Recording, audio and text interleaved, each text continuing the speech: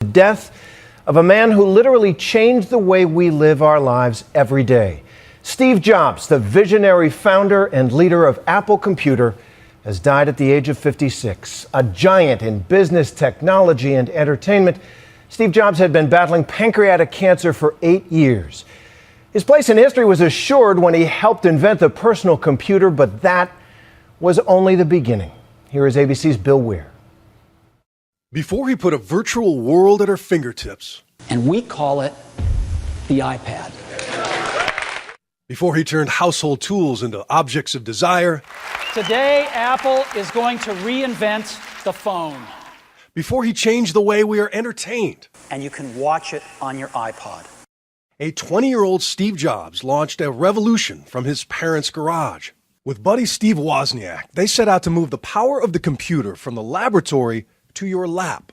The penalty for failure for going and trying to start a company in this valley is non-existent. And his brimming confidence was validated when they launched the Macintosh. We worked hard, and in 10 years, Apple had grown from just the two of us in a garage into a $2 billion company with over 4,000 employees.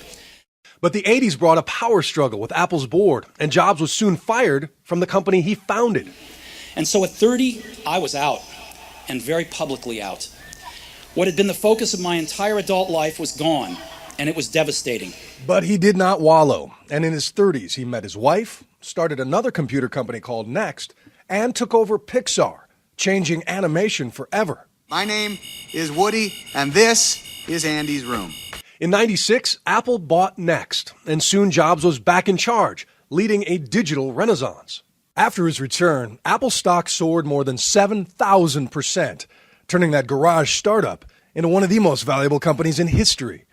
And in a valley of geniuses, his myth grew into Thomas Edison meets Willy Wonka proportions, building anticipation for invention shrouded in secrecy. Are you using that currently as your phone?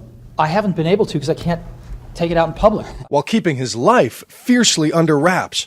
Not even his board knew of his pancreatic cancer. I just wanted to mention this. And he didn't reveal he'd had a liver transplant until after the procedure. I now have the liver of a mid-20s person who died in a car crash. Through life, while his body grew frail, that mind, that drive, never quit. A standing ovation welcomed his surprise appearance at the spring launch of the iPad II.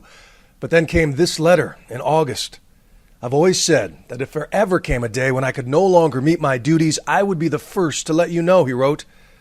Unfortunately, that day has come. Here was a man who'd peered into the future, seeing how we'd work and play 20 years before we'd ever hold the proof. Everything will be portable. People want large color screens that they can put photographs on. People want motion video.